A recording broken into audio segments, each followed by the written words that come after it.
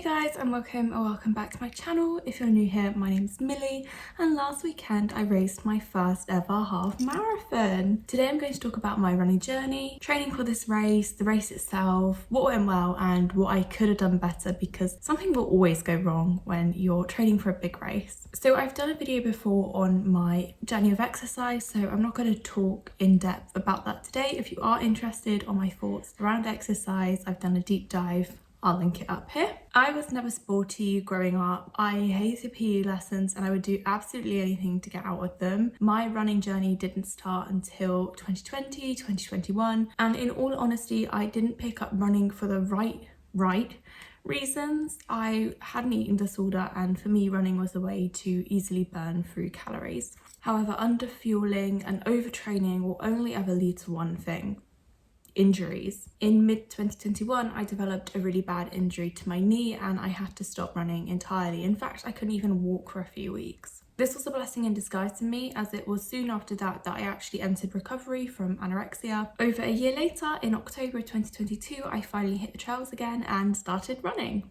I was conscious not to dive in the deep end and just re-injure myself, so I started off by again following the Couch to 5K program. This is a really nice introductory program into running, where you go from basically zero to running 30 minutes non-stop over the course of 9 weeks, and I'd highly recommend it for anyone that is interested or wants to get into the sport. I did my first 5-kilometer run by the start of week 9, where I ran in just under 30 minutes, I think, which was a record for me. I'd never ran a 5k in under 30 minutes before, and I feel like that's such a target that we all have. I don't know where it came from. After running quite casually through the rest of 2022 and into 2023, I decided to turn it up a notch and start training for a 10k race. It was safe to say that my love for running had completely returned, for all the right reasons this time. I love running because it's a space to clear my mind. I love running because it helps to regulate my emotions like nothing else ever has worked for me. I love running because it's a way to get out in the nature, at least a few times a week.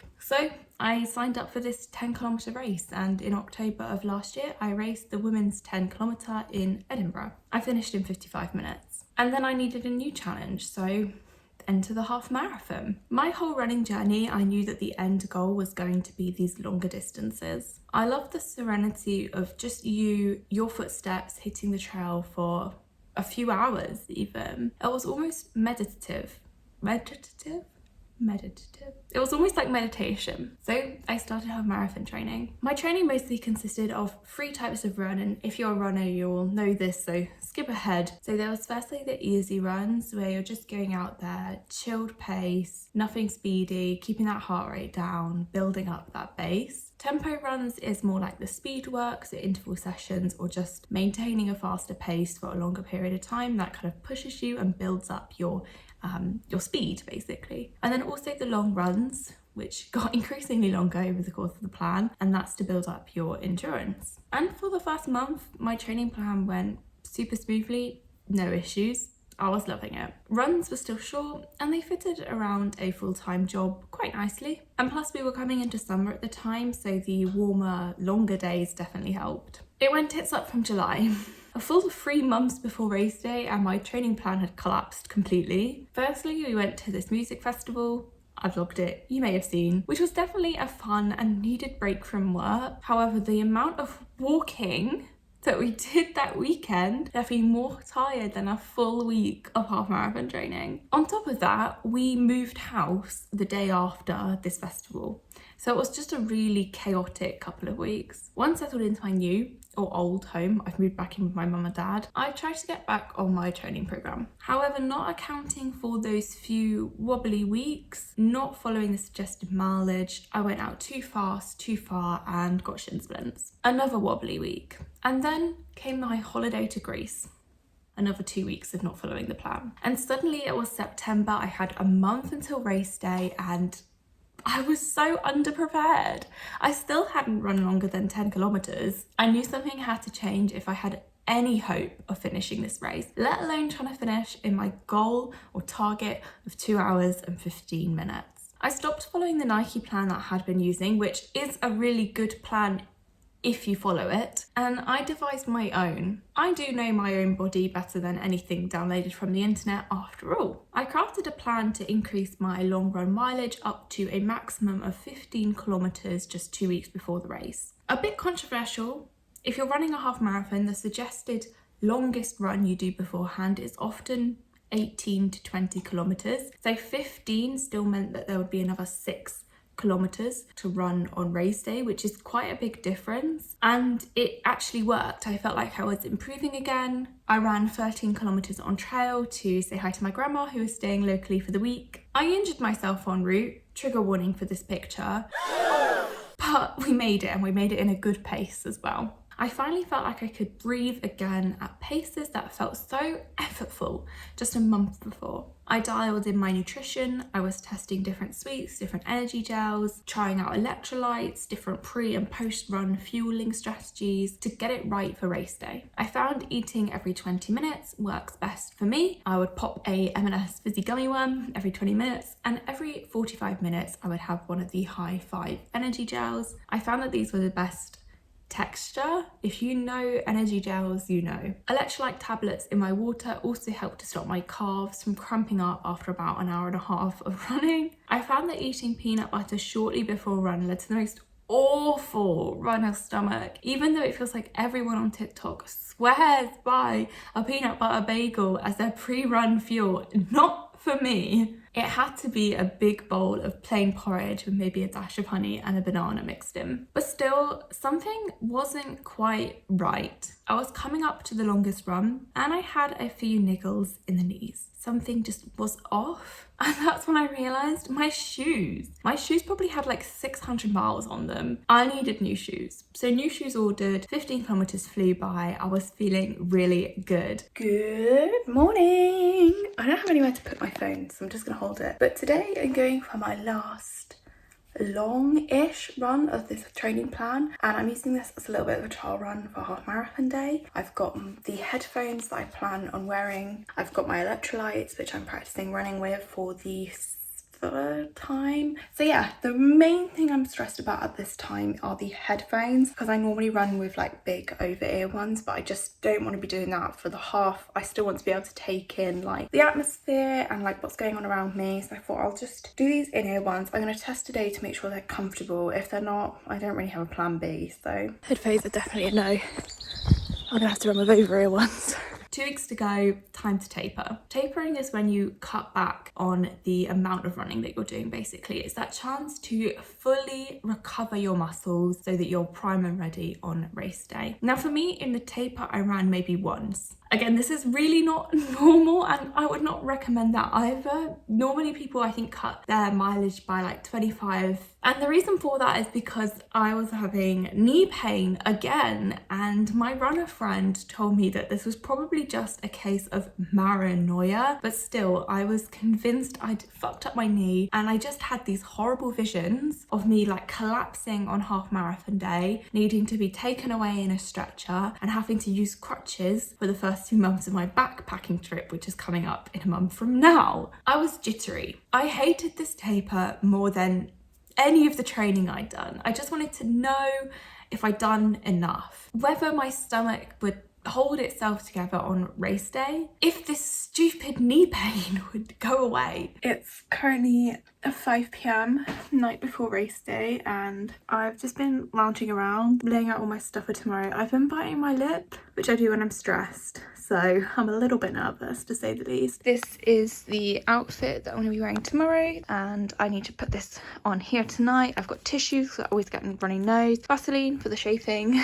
Is what it is. I've got 2 of these, one I'm going to fill up with water, the other with electrolytes, 2 gels, sweets every 20 minutes. I've got to charge up my headphones, charge up my watch, eat some pasta and garlic bread, and hope that I can get up early. I actually can't believe how quick this has come round. And then it was race day. It came round so quickly. And they do say nothing new on race day, but I risked it for the KT tape, which I hoped would hold my knee together for 21.1 kilometers. Oh my god, the race day nerves are like nothing else. As I was warming up with my dad in the start area, I gave myself the proper ick by realizing I'd basically signed up for adult sports day. Why had I paid to put myself through this? I peed and then I needed to pee again, but the queue for the Portaloos was a solid 30 minutes and I only had 17. And then I was pestered by a wasp. One thing to know about me is I have a raging phobia of the things, and this fucker decided it wanted to land on me 5 minutes before the start of my race. So unfortunately my adrenaline kicked in a little bit too early, although a very kind man stood next to me, said, you know, if you're running from the wasp, maybe it will help you get to the finish line quicker. And just like that we were off, and miles 1 through 4 were pretty uneventful. The spectators along the start line where there's just extra push of motivation. I gave every single child I could a high five as I passed by. I was absolutely loving life. Miles 5 and 6 felt like I'd hit a little bit of a mini hurdle. I'd gone out a little bit faster than expected, though every runner ever will tell you that. I was trying to settle into the pace that I'd planned in my head and bring my heart rate back down. The feeling of knowing I hadn't even hit halfway was looming over me, and I wondered why the fuck I had ever signed up for this in the first place. One gel and a smooth downhill later, mile 7 turned it all around. This was just along the beautiful Bournemouth seafront, and there were some more spectators here as well, just for that extra boost. Though if you've ever met anyone who's run the Bournemouth half marathon, they will tell you, shuddering, about the hill at mile 8. Oh my god. Now the route, Bournemouth, is the seafront. If you know Bournemouth, it's the beach. So you'd think, maybe naively, that it would be a fairly flat route. And you would be right for the most part, apart from the one hill at mile 8, which is literally vertical. I felt like I was running just straight up. Most people stopped and walked this section, but I am not most people. I was blasting club music in my ears and I just hit the gas and floored it up this stupid hill. Out of breath and with 5 miles to go, I thought it was over for me. I was exhausted and yet again questioned what idiot thought this would be a nice day out. But we were at the top of the mountain now and it was only downhill from here. Miles 9 through 11 bring you back down to the seafront. You run away from Bournemouth Pier. It was a little bit crushing to know that you'd have to turn around and run back again towards Bournemouth, but you have people there along the whole seafront cheering you on. I kicked it up a gear and ran my fastest 5 kilometers of the race back towards Bournemouth Pier for the finish line. I absolutely sprinted, or it felt like I was flying, but when I look at the pictures, I'm just chugging along. Wait for it from Hamilton was blasting in my ears, which is iconic, I know. I couldn't believe it. There was hundreds of people circled around the finish line. And as I crossed it, I truly felt so proud of myself, which is a rarity for me. So what did I learn? Well, I learned that I can do hard things and I will sign up for another half marathon or more. What did I get right? Shoes and gear. Nothing new on race day. I used my tried and tested shoes. I used my most comfortable clothes. And here's a tip, dress for it being 10 degrees warmer, because when we arrived it was so cold I was shivering. But as soon as you're running, by the end, I was sweating and I felt so sorry for all of those people that had got out there with layers on. Fueling, I think I got fueling spot on. Fueling early meant that I never really hit that kind of physical wall that people talk about when they talk about marathons. Even though I had those few moments of mental fatigue, my legs still kept carrying me forward. And living life. Life doesn't stop when you're training for a race, and you shouldn't miss out on key memories because of it. And there were times that racing, running, training had to take a back seat, like when we were moving, the festival, holidays, and that is okay. And I'm really glad I lived my life. It never took over my life. So where did I go wrong? Well, I wished I did rack up a few more miles in training, but honestly, given the circumstances, I think I did all that I could. And I did smash negative splits in the end. I'll pop them here somewhere. But I still feel like I could have slowed down a bit at the start. It's just that the race adrenaline goes to your head so much. I wore headphones the whole race, and one thing that I wish is that I'd just taken them off for a bit and really soaked in the atmosphere, especially at the start and then around Boscombe Pier and then at the end as well. And the final thing is that I ever doubted myself for a second. You are capable of so much more than you give yourself credit for. If there is something you want, go for it. You are capable, you are strong, and most importantly, you deserve to take up space.